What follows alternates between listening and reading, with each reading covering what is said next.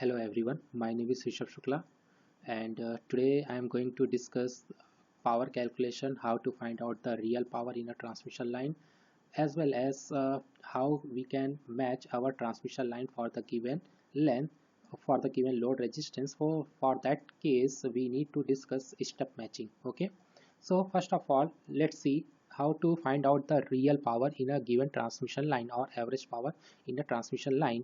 Okay, so for that case, for the sake of simplicity, what I'm assuming that my transmission line is a lossless line. Okay, if I'm saying lossless line, that means the attenuation coefficient alpha is equal to 0. So that means the propagation constant alpha plus j beta l. So it will be gamma is equal to j beta l. Okay, that means alpha is equal to 0. So obviously the propagation constant gamma will be equal to j beta l. Okay, so there is only propagation constant. Now one thing I would like to add is here average power at a distance L from the load end. Okay, see average power at a distance L from the load end is P average. See here I would like to change the reference. Okay, earlier during writing the voltage and current equation I have taken the reference that is origin. Okay, yeah, or starting point at the generator side. Okay, the transmission line end at the generator side is considered as z is equal to 0. Okay, and if the transmission line has a length L, then at the load end the point is considered as z is equal to L. So that means in the earlier case I have taken the direction of z axis starting from the generator and targeted towards the load end. Okay, but here I'm just want to take the reference opposite to what we have discussed earlier. Here the direction of or we can say the distance is considered in the opposite direction. Okay, that means the starting point is considered as the load end and we have to move from the load towards the generator side. So that is why we need to calculate the average power at any distance L, which is at any point which is located at a distance L from the load end. Okay, so earlier when the starting point is located at the generator end, then the phasor equation was v naught plus e to the power minus j beta z. Okay, but here I have just reversed the direction, I have just reversed the reference direction. So that is why wherever it was minus j beta z in the earlier equation, it will become plus j beta z. Okay, so in spite of z I am using the length L because the observation point is located at any distance z is equal to L from the load end. So that is why the phasor voltage can be represented as VSL is equal to V naught plus e to the power j beta L plus V naught minus e to the power minus j beta L. In the same way you can write the current as ISL is equal to V naught plus e to the power j beta L upon Z naught minus V naught minus upon Z naught e to the power minus j beta L. Why it is negative sign? As I have told you, because in the reflected wave voltage and current are out of phase. So that is why I naught minus and V naught minus are out of phase. So that is why we have to choose negative sign. Okay, so I would like to rewrite this equation once again. So I can take V naught plus common. I can take the V naught plus as a common. So it will become e to the power j beta L plus V naught minus upon V naught plus e to the power minus j beta L. Okay, V naught minus upon V naught plus e to the power minus j beta L. Now my question is, what is V naught minus upon V naught plus? The V naught minus upon V naught plus is nothing but it is a reflection coefficient at the load end. Now the question is, why at the load end? See, our starting point is now located at the load side. Okay, at the load side. So the reflection coefficient at any general point can be from the load end can be represented as V naught minus upon V naught plus e to the power minus 2 e to the power what I can say minus 2 j beta z. Okay, so if I'm talking about the load side, so that means z is equal to 0. So at the load end the reflection coefficient will become v naught minus upon v naught plus. So that is why VSL is equal to v naught plus e to the power j beta l plus gamma times e to the power minus j beta l. In the same way you can take V naught plus common from this current equation, so it will become ISL is equal to V naught plus upon Z naught, take common e to the power j beta L minus gamma times e to the power minus j beta L. Now this is the phasor voltage equation and this is the phasor current equation. So what is the real power? All of you know how to calculate the average power. Average power is nothing but 1 upon 2 real part of phasor voltage multiplied by complex conjugate of phasor current. Okay, so all of you have studied this equation in your network theory class during the AC analysis. The average power can be calculated as 1 upon 2 times real part of phasor voltage, okay, multiplied by complex conjugate of phasor current. So just put the value over here. Okay, so you have to take the complex conjugate, so that means j will be replaced by minus j and minus j will be replaced by plus j. Okay, else otherwise everything will remain same. So just put the value and multiply it.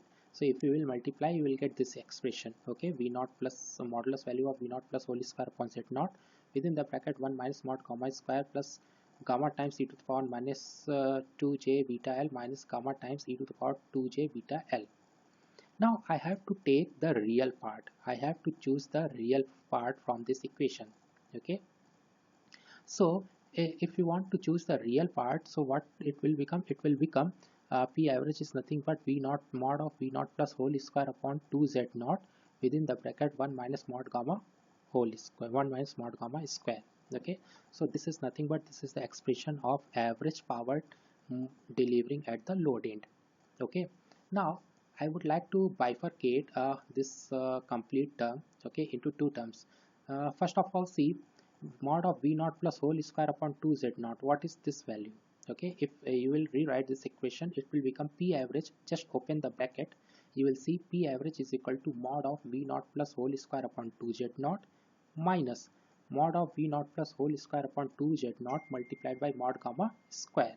Okay, so what is the first term? The first term mod of v naught plus whole square upon 2z naught, it represents the total forward wave power moving towards the load.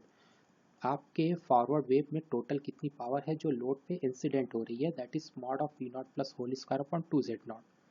Now the second term is second term is mod of v naught plus whole square upon 2z naught multiplied by mod gamma square. This term represent how much amount of power reflected back by the load. आपकी forward wave का power जब आपके load पे incident हुआ तो load ने कितने power को रिफ्लेक्ट बैक किया. Okay, that is mod of v naught plus whole square upon 2z naught into mod gamma square. So if you know the total incident power, if you know the total reflected power, then if I will subtract the reflected power from the incident power, then the rest of the amount will be absorbed by the load. So the power delivered to the load or power absorbed by the load is nothing but mod of v naught plus whole square upon 2z naught 1 minus mod gamma whole square. So this is how you can calculate the total power delivering to the load, the total amount of power reflected back by the load, and as well as what is the total amount of power that is incident on the load. Okay, from using this equation you can calculate. Now the next topic is impedance matching.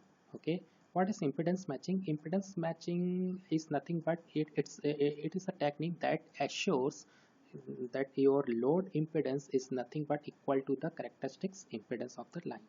Okay, impedance matching technique ensures that the load impedance is equal to the characteristics impedance of your line. Okay, so why we need impedance matching? The requirement of impedance matching is to avoid any kind of reflection. What is reflection coefficient at the load end? If you can recall, it is nothing but ZL minus Z0 upon ZL plus Z0. So if ZL is equal to Z0, that means numerator will become 0, or I can say reflection coefficient will become 0.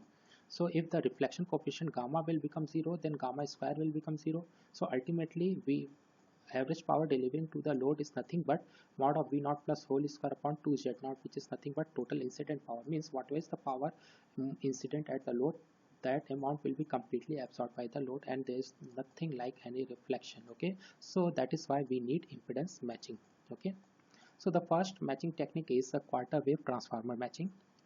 What it means, see, from here to here, this is up to this segment. Okay, this is your main line, main transmission line, and this is your load impedance ZL. See, the main line has characteristics impedance Z0 while the load has impedance ZL. what is my target? My target is to match this load impedance with this main line, okay, so that there is no reflection and all of the wave will absorbed by the load. So for that case, I have to, in this technique, I have to attach a quarter wavelength transmission line in between the main line and load. आपको main line और load के बीच में एक quarter wavelength that is lambda by 4 के length का आपको एक transformer, आपको एक ट्रांसमिशन लाइन ऐड करना है. Now the characteristics impedance of this transmission line lambda by 4 line is Z naught prime. Okay, so you have already studied in the previous video lecture that for a lambda by 4 transmission line, what is the input impedance? Input impedance is nothing but Z naught dash square upon ZL. Okay, I have already explained this one in earlier lecture, video lecture. So what is the input impedance of a lambda by 4 line? It is nothing but Z naught square upon ZL. Now Z naught is characteristics impedance. So for this lambda by 4 transmission line, what is the characteristics impedance? Z naught prime. So what is the input impedance is here at this point, input side? What is the input impedance here? It is nothing but Z naught prime whole square upon ZL. Okay, now you can imagine this Zin is nothing but this Zin is like a load. This Zin is like a virtual load, okay, for this main line. This Zin will behave like a virtual load for this main transmission line. So anyhow, if I'm able to make sure that Zin is equal to Z naught, then this main line will be matched. Okay, then this main line will become matched line. Okay, so for that case, I need to make sure that Zin is equal to Z naught. And what is Zin? Zin is equal to Z naught prime whole square upon ZL. So just put the value, you will get Z naught prime is equal to under root Z naught ZL. Now in this equation, Z naught which is given because the main line is given to you, which you have to match. ZL, it is also known to you because your task is to match this given line with this given load impedance. So that means if the line is given, its characteristics impedance is given to you, load is given, ZL is given to you. The only thing you need to choose a lambda by 4 line which has a characteristics impedance Z naught prime in such a way that Z naught prime is equal to under root Z naught ZL. If so, then this ZL will get matched with this main line. So this is how we can match our load with the transmission line using quarter wave transformer. Now what is the disadvantage? The disadvantage is that this the major disadvantage is that this this technique works only for a specific wavelength. Okay, for example, for a particular wavelength, the length of this transmission line will become lambda by 4. Okay, but what happens for another, let us suppose L is equal to suppose L is equal to, for example, uh, what I can say, 100 micron. Okay, the length of this this quarter wavelength, this transmission line, this section, the length of this section is 100 micron, 100 micrometer, for example.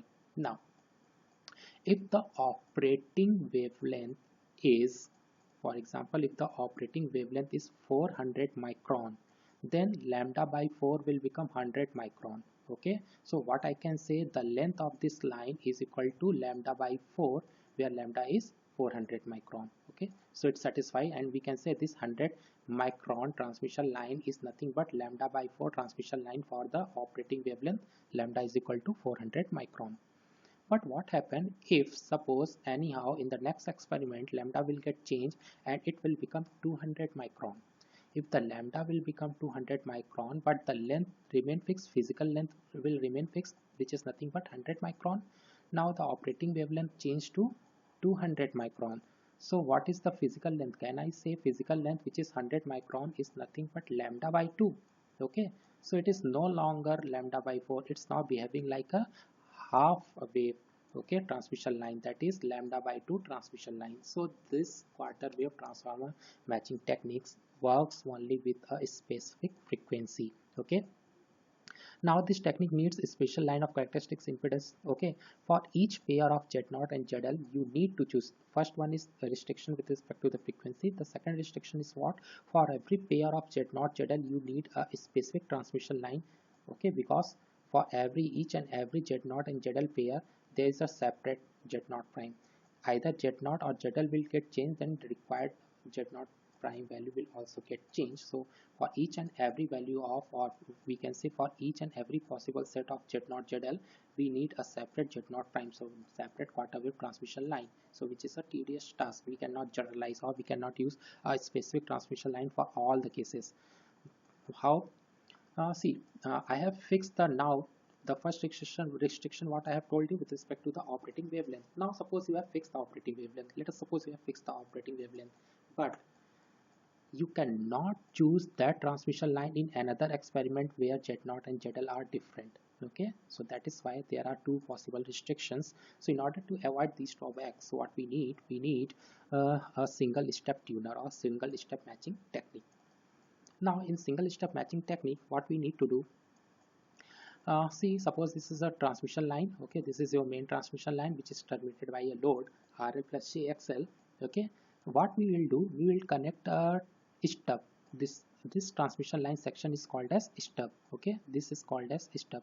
So at a particular, from the load side, at a particular distance T1, I have to connect a stub. Okay, which has a length L1. Okay, now there are two possibilities. Either you can short circuit this stub, or you can open circuit this stub. Fine.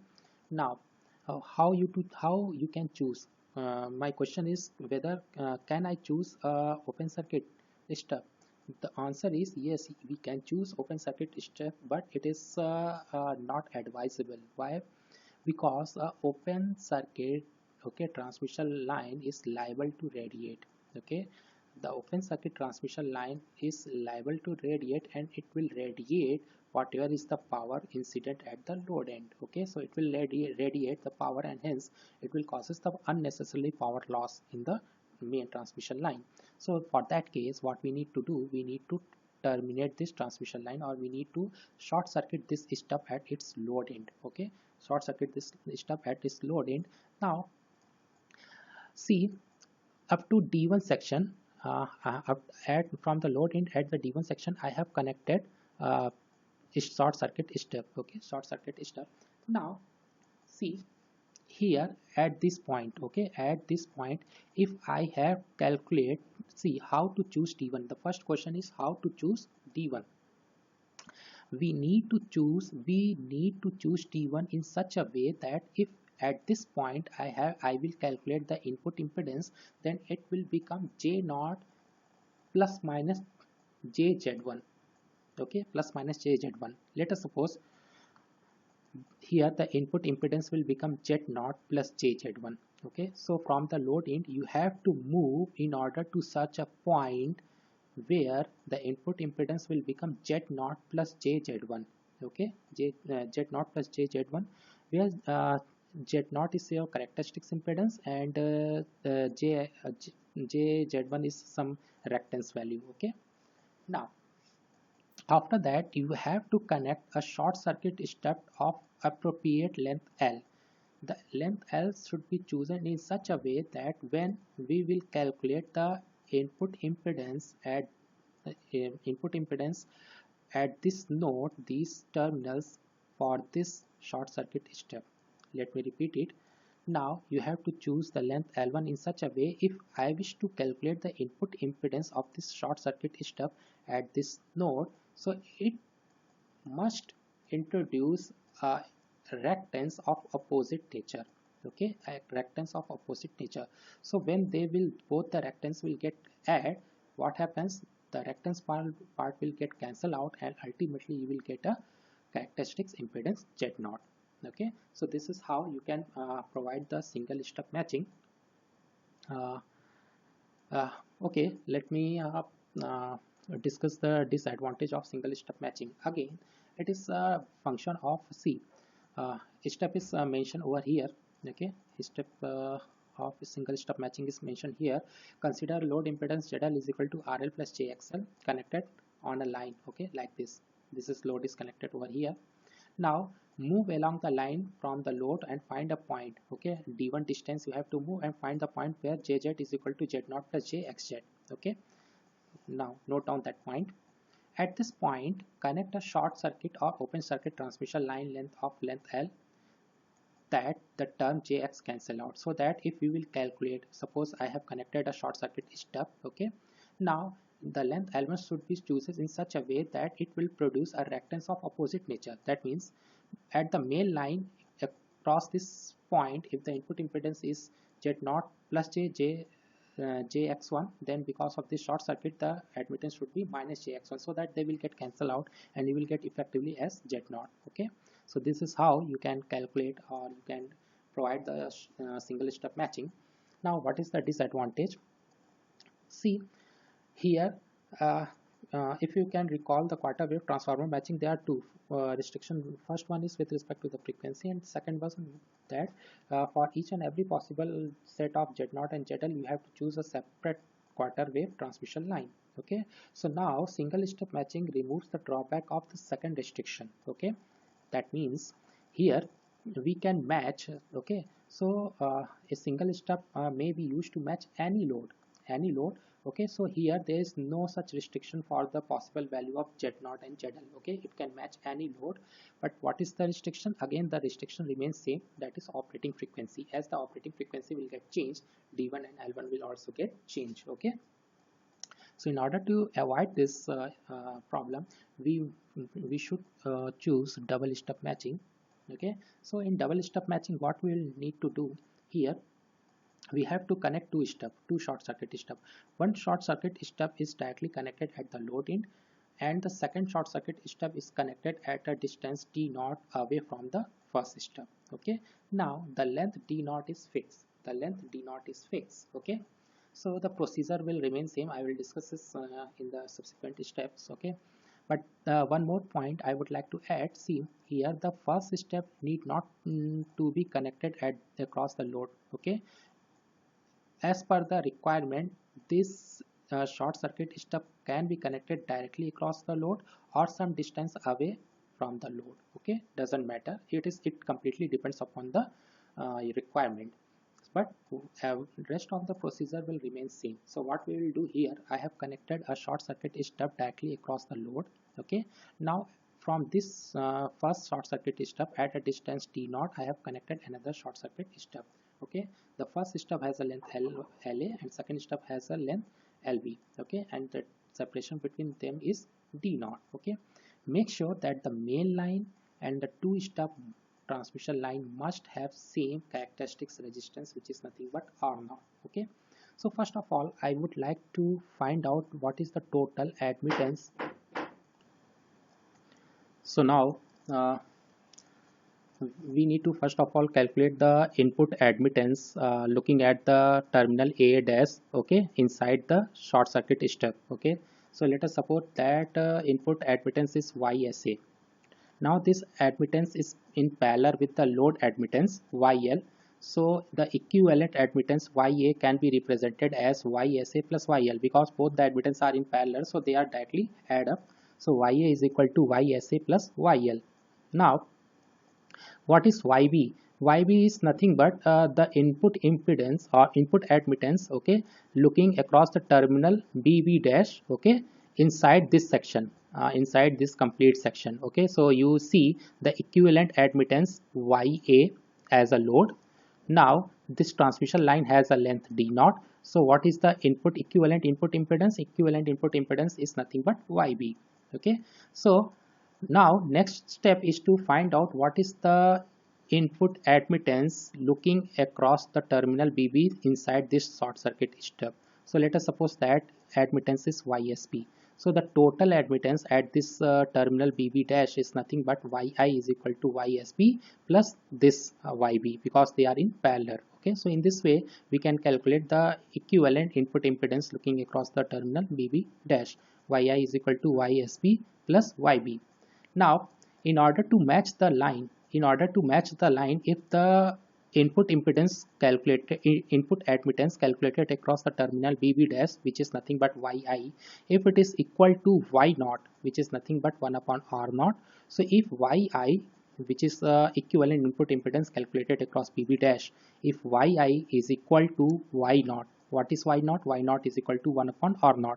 So if YI is equal to Y0, then this section is starting from BB terminal to this one, this complete section of transmission line will get matched. Okay, so the condition is the input impedance yi is equal to yb plus ysb, it must be equal to y naught. And what is y naught? Y naught admittance is equal to 1 upon resistance r naught. Okay, so in this way we can represent.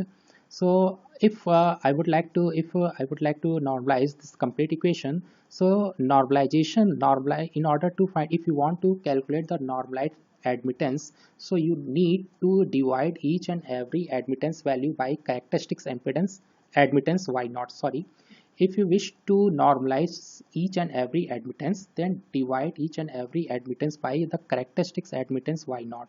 And if you wish to find out the normalized impedance, then just divide each and every impedance by the characteristics impedance. Okay, so just in order to calculate the normalized admittance, just divide the complete equation by characteristics admittance. So yb upon y naught will become small yb, ysb upon y naught will become small ysb. So the sum of these two is equal to y naught upon y naught, which is nothing but 1. Now the complete line will get match if I can write like this: yb is equal to 1 plus jxb. Let us suppose yb is your admittance. Okay, so admittance is nothing but 1 plus jxb. Okay, if yb is 1 plus jxb, then what is yb? Yb is here. Okay, so here if we will calculate the admittance, so it will have some real part as well as some imaginary part. So it can be represented like some real part plus j times some imaginary part. So we will try to cancel out the imaginary part, so that only real part left, and that real part is nothing but y naught. Okay, so this is the concept. So what I'm saying, normalized admittance yb is equal to 1 plus jxp. Okay, and you know the short circuit, what I can say, the normalized the impedance of any short circuit transmission line is always purely imaginary. Okay, purely imaginary. So that is why it doesn't matter what is the length of this short circuit step, the normalized admittance, or we can say the admittance, is purely imaginary. So that is why the normalized value can be represented at minus j times some real number xp. So what is the thing? You need to choose the length of short circuit stub in such a way that this minus j times this real quantity must be exactly same as here the real quantity. That means both should be equal to xp. If so, then the addition will become cancel out and small yb will become equal to 1. And what is small yb? Small yb is nothing but yb divided by y naught. So yb, capital yb, is equal to y naught. And what is capital yb? Capital yb is total input impedance looking across this bb dash terminal. Okay, so this is all about how you can do the double stub matching. Thank you.